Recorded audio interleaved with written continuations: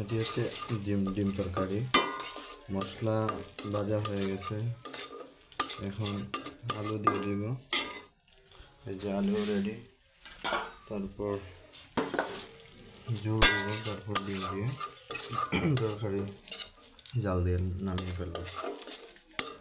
মশলা হয়ে গেছে। ওকে,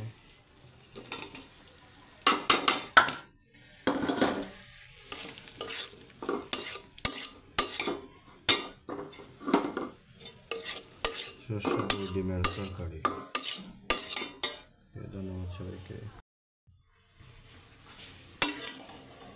এই হচ্ছে ডিম তরকারি, হাঁসের ডিমের তরকারি।